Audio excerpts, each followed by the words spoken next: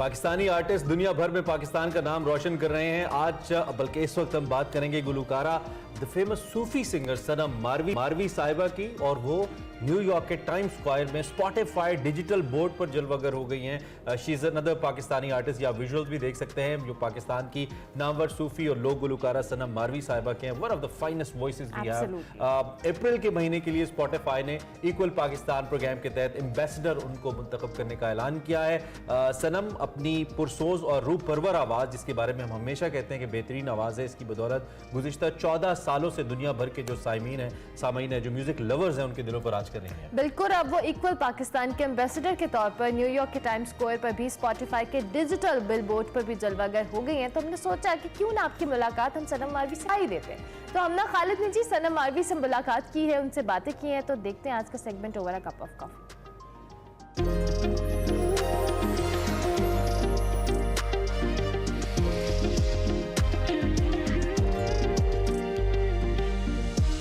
अस्सलाम वालेकुम। Over a cup of coffee में मैं हूँ आपकी होस्ट हमना खालिद, और आज मुझे लग रहा है कि यार हमना लंबी तुम जो है ना ओपनिंग्स ना बनाओ, बस टू द पॉइंट, क्योंकि मेन स्ट्रीम आज मेरे साथ सिंगर है। मैं इट्सेल्फ उनकी बहुत बड़ी फ़ैन हूँ और आप लोग सारे फ़ैन हैं, इसलिए विदाउट एनी लंबी डिस्क्रिप्शन के इंट्रोडक्शन करवाती हैं। अस्सलाम वालेकुम, सनम मारवी हमारे साथ हैं, कैसी हैं? वालेकुम सलाम जी, मैं बिल्कुल ठीक हूँ, आप ठीक हैं? बिल्कुल ठीक, thank you so much time देने के लिए। और बहुत शुक्रिया। सबसे पहला क्वेश्चन इसलिए क्योंकि ऑब्वियसली आप सूफीज़म हैं, फोक हैं, देन आपका जो ताल्लुक है वो सिंध से, तो हाउ इट कम्स कि आपको लगा कि यार आप एक आपको पता चला कि आपको एक हिडन टैलेंट और आप सिंगर बन सकती हैं, या बहुत अच्छी सिंगर हैं? बेसिकली मेरे फादर जो हैं म्यूज़िक टीचर हैं। अच्छा, तो इसलिए बचपन से लेके हमने अकेडमी आपकी ट्रेनिंग लेगेसी चलती है, तो बस वो बचपन से सीखा मैंने इस चीज़ को। अल्हम्दुलिल्लाह अभी भी सीख रहे हैं बस वो। अच्छा, वैसे बहुत कम ऐसा होता है कोई मेन स्ट्रीम और इतना वेल नोन सिंगर कोई कहे कि यार अभी भी सीख रहे हैं, वो कहते हैं यार हम परफेक्ट हैं। तो अगर मैं आपके सूफीज़म और आपके फोक सिंगिंग की बात करूं एज़ कम्पेयर आजकल के ज़माने की, तो ये जो रैप और पॉप है, तो आपने कभी खुद नहीं सोचा कि यार जो ट्रेंड चल रहा है उसको फॉलो करते हैं, चलो जिस तरफ जंप कर जाते हैं? कभी नहीं सोचा ऐसा, क्योंकि मेरा जो है वो सूफीज़म है। मैं अपना पैगाम लोगों तक पहुंचाना चाहती हूँ, तो इसलिए उसके लिए बहुत मेरे लिए बेस्ट यही था कि मैं यही फील्ड चूज़ करूँ जिसके थ्रू मैं अपने अल्फाज लोगों तक पहुंचा सकूँ। अगर मैं आपकी स्ट्रगल पूछूं, क्योंकि सिंध और बलूचिस्तान वाली साइड पे लड़कियों को इतना सपोर्ट नहीं करते या इतना आगे नहीं आने देते, या शायद अब टाइम के साथ वो कल्चर बदल गया है, लेकिन जब आपने स्टार्ट किया तो किस तरह की मुश्किलात या कैसा आपने फेस किया अपने आप को मनवाने के लिए? मुश्किलात बिल्कुल आपने सही कहा कि सिंध में बहुत मुश्किल के साथ लड़कियों को किसी भी फील्ड में नहीं आने देते, पर अभी वक्त चेंज हो गया है, ज़माना बदल गया है। और मुझे लगता है कि ज़्यादातर जो है हमारे सिंध से ही बच्चियाँ CSS कर रही हैं, बहुत सारी चीज़ों में आ रही हैं।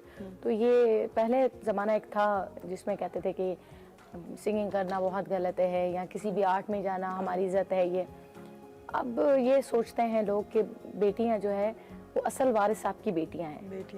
बेटे तो शादी के बाद जो है ना वो आपके नहीं है, और बेटियां शादी के बाद असल ख्याल करती हैं माँ बाप का। ये बात आपने बहुत तो हाँ, तो ये असल मैं समझती हूँ, मैं खुद बेटी हूँ, मेरी बेटी है 14 साल की, तो मैं समझती हूँ अगर सोचा जाए तो असल वारिस जो है ना आपकी बेटियां हैं। आपका सबसे ज़्यादा ख्याल आपकी बेटियां करती हैं, तो इनको बहुत प्यार से, बहुत इज्जत रिस्पेक्ट के साथ पढ़ाएं और अपना मौका दें कि वो क्या करना चाह रही है। बिल्कुल ऐसे ही। और जो वर्ड आपने आर्ट यूज़ किया, इस चीज़ का कॉन्सेप्ट कहीं ना कहीं ओवरऑल आर्ट में सिंगिंग भी आ जाती है, डांसिंग भी आ जाती है, अदर देन आपके बहुत से अपने शॉर्ट टर्म बिजनेस आ सकते हैं जो लड़कियों में टैलेंट होता है। आपको क्या लगता है किस हद तक इस चीज़ को एज मैं आपको ओवरऑल आपको ले रही हूँ तो प्रमोट करना चाहिए? मतलब पाकिस्तान पूरे में जितने भी पेरेंट्स हैं, मैं तो ये चाहती हूँ कि ज़्यादातर जो है ना अपनी बेटियों की पढ़ाई पे ध्यान ज़रूर दें, उनको जो है ना फ्रीडम दें कि वो क्या करना चाह रही हैं। और यकीन माने कि फर्स्ट पोजीशन होती भी बेटी ही हैं, आपको पता ही, आप खुद बेटी हैं। तो बाकी ये कि बेटे जो हैं वो तो आप लगता है आपके वारिस हैं, उनको ज़्यादा टाइम देना चाहिए। तो अगर वो सिंगिंग में चले जाएं तो भी आपको ज़्यादातर औरतें मिलेंगी जो बहुत अच्छा काम कर रही बहुत हैं, एक्टिंग में चले जाएं, किसी भी फील्ड में चले जाए, मैम, बिल्कुल मतलब किसी फील्ड में चले जाए, आपको लड़कियां सबसे टॉप पे। टॉप पे मिलेंगी। तो अब वक्त बदल रहा है, इंशाल्लाह और ज़्यादा बदलेगा। अच्छा, एक लाइन जो कि सारे बहुत ज़्यादा, और मैं भी इस चीज़ पे बिलीव करती हूँ कि आर्टिस्ट का मूड के साथ कनेक्शन होता है, तो कभी आप इटसेल्फ, क्योंकि आपको सूफीज़म है, आपको आमद भी आती होगी लिरिक्स लिखने की भी, तो कितना मूड आपका डिपेंड करता है, या आपको बैठे बैठे कभी फील हुआ रात को उठ के कि नहीं यार ये वाला कलाम मुझे इस तरह से रियाज करके इस जॉनरा में ऐसे करना चाहिए, तो वो मूड आपका कितना डिपेंड करता है इन सारी चीज़ों में? असल में क्या है, मैं बचपन से मैंने इतना मतलब सीखा, और ये कि मेरे उस्ताद अलग अलग उस्ताद रहे हैं, मतलब सुबह 7 बजे उठना, एक उसके रियाज बाद करना। एक रियाज करना, फिर स्कूल जाना, फिर वापस आना, फिर उसके बाद अलग क्लासिकल का और उस्ताद और नीम क्लासिकल का, तो इतना मैंने सीख लिया। अब बहुत कम प्रैक्टिस करती हूँ, बट मुझे करना चाहिए। ये गलत है कि आप राग, सिंगिंग भी राइटिंग की तरह है, अगर आप उसको नहीं करेंगे तो खराब हो जाएगी। तो इसी तरह से अगर हम राइटिंग ज़्यादातर उसको नहीं करते तो आपका हाथ खराब हो जाता है, राइटिंग खराब हो जाती है। इसी तरह से डेली रियाज करना चाहिए। बिल्कुल। जो नए आ रहे हैं आर्टिस्ट, उनके लिए पैगाम है कि आप अगर सीख रहे हैं तो आप फिर डेली रूटीन पे उसको करें। अच्छा, बहुत अब तो खैर सिंगर्स की इतनी तादाद हो चुकी है कि मुझे लगता है कि किसी घर जाएं तो कहते हैं हाँ जी I am singer, I am rapist. तो इतने टफ में एक आपकी अपनी पहचान, अपनी स्पेस है, तो कभी आपको ऐसा लगा लाइव सिंगिंग करते हुए कि नहीं यार, क्योंकि मैंने बहुत से सिंगर्स के साथ प्रोग्राम किया, लेकिन उनको होता है कि यार लाइव नहीं गाना, लेकिन मैं आपको फोर्स करूँगी कि कोई एक ऐसा आपका फेवरेट कलाम जो आप मुझे भी लाइव सुना सकें। जी।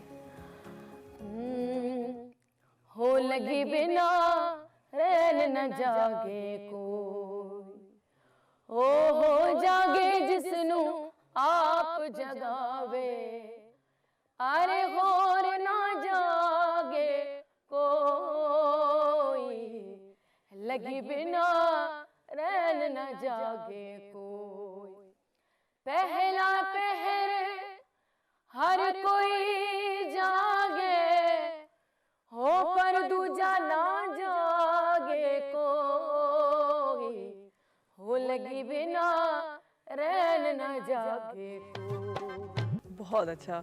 Thank you. अच्छा, आपकी कलाम में इतनी फील है, तो कभी मैं आपसे पूछूं कि यूजुअली इंसान की अपनी कोई स्ट्रगल होती है या अपनी कोई ऐसी स्टोरी होती है जो कि वो अपनी आवाज़, अपने दर्द से एक्सप्लेन कर सकता है, तो कोई ऐसी कोई स्टोरी जो आपको रजिस्टर करती हो कि यार ये कंप्लीट करती है मुझे? ऐसी कोई स्टोरी तो मेरी जिंदगी Struggle की कह लें। बहुत मैंने बहुत ज़्यादा स्ट्रगल किया है जिंदगी में, बस वही तो किया है ज़्यादातर। तो बहुत स्टोरीज हैं, क्योंकि टाइम थोड़ा है तो काश के मैं आपको बता सकती, बट ये है कि मैंने मेरे फादर क्योंकि एक टीचर थे, म्यूजिक टीचर है, और उनसे सीखना, और फिर मैं हैदराबाद सिंध से लाहौर आ गई थी। वो एक बहुत मेरे लिए था कि कौन मुझे सुनेगा, और अल्हम्दुलिल्लाह उसमें मेरी बहुत ज़्यादा सपोर्ट जो की वो मियाँ यूसुफ सलाउद्दीन, वो उन्होंने मुझे बेटी किया, मेरे फादर की तरह उन्होंने मेरी बहुत सपोर्ट की। तो कुछ लोग जो हैं वो आपके मौसन होते हैं जिनको आप कभी भी नहीं भूलते। तो अल्हम्दुलिल्लाह मेरे लिए मेरे पूरी जर्नी में ये रहा कि मुझे मौसन बहुत अच्छे मिलते रहे। लोगों के साथ अगर इंटरव्यूज करने के बाद मुझे रियलाइज होता है कि यार कौन किस क्राइटेरिया में, तो थैंक यू सो मच। और इटसेल्फ मैं आपकी बहुत बड़ी फैन हूँ, और मेरे लिए भी बहुत ऑनर की बात है कि आपने मुझे टाइम हमेशा खुश रहें। आपकी और आपकी टीम की बहुत शुक्रगुजार हूँ। Thank you. टाइम कम है लेकिन मेरे साथ आपसे बहुत सी सलामत बातें हैं। रहें। इंशाल्लाह मैं जब नेक्स्ट आऊँगी तो ज़रूर आपको टाइम दूँगी। जरूर, thank you so much. Much. और ये था आज का over a cup of coffee. Next time फिर मिलेंगे, तब तक के लिए अल्लाह हाफिज।